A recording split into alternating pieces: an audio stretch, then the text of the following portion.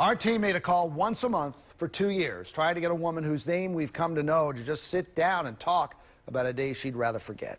Teresa Rigby, now a former Baltimore police officer, is finally ready to talk about the accident that cost her career. And ABC2 investigator Josie Sturman has the exclusive interview.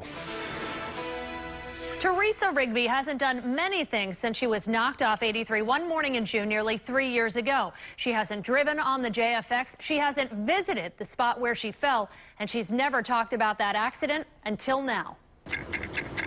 Perched high above the JFX, this ticking clock accounts for each minute, holding on to time that for some is lost. Do you remember being up on that highway? Nope, not at all. Teresa Rigby is missing exactly 10,080 minutes counted by that clock.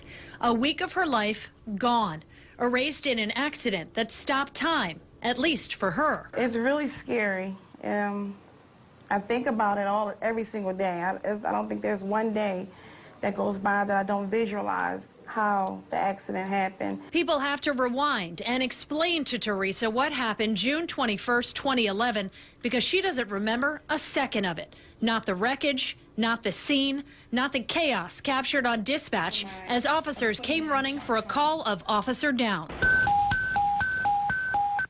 Citywide report of a signal 13, I-83 northbound at the Pepsi sign. All Teresa knows is what she's heard and seen on television. When I seen myself on TV, I'm like, wow, I really did fall. It was unbelievable. It was unbelievable. An unbelievable ending to a day that started out routine. Teresa, an officer with 3 years on the Baltimore police force, was called to 83 for a disabled car.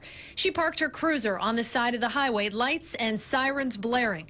As Officer Rigby stood calling for a tow truck, a passing driver hit her car, knocking her off the JFX down 30 feet onto the concrete of a parking lot below. Yeah, you gotta go through the Pepsi plant. She's inside the Pepsi plant. She fell down off the bridge. If it wasn't for those people spotting me, who knows when they would have found me, and I wouldn't be here today. But Teresa is still here, a wounded warrior, a survivor, spreading a message of strength that comes from being as low as you can get and climbing back up step by step.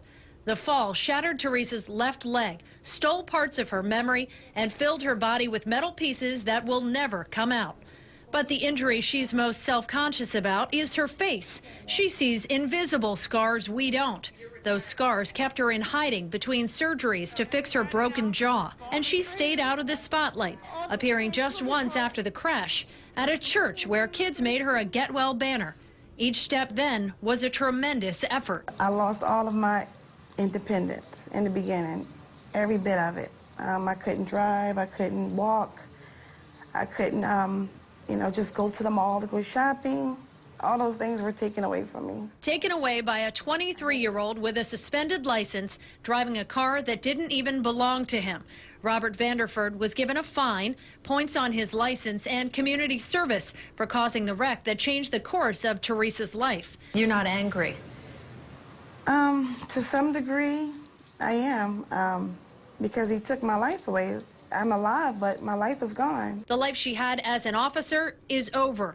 Her injuries made it impossible to return as a police officer, so now she's officially retired on medical disability from the Baltimore Police Department.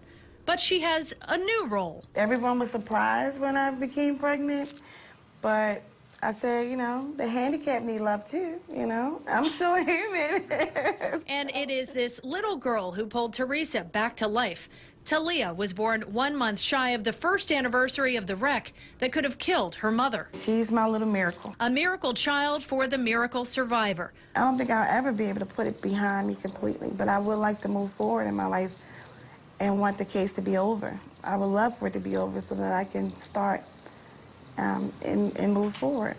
The civil case involving Robert Vanderford and the owner of the car he was driving has been ongoing for more than a year. On Monday, it goes to trial, a battle over insurance policies that will put Teresa on the stand. Now, that case has been a roadblock to her recovery, she says, but she's had plenty else to focus on. She got married, she had a baby, and has been planning her very own retirement party. Teresa's also created a survivor hat that you saw her wearing. She hands them out and shares her story. Could potentially be the next step in her new dream, becoming a motivational speaker. Josie Sturman, ABC2 News. She's got some words to motivate I people. want that hat. That is some hat. 83 survivor? Man.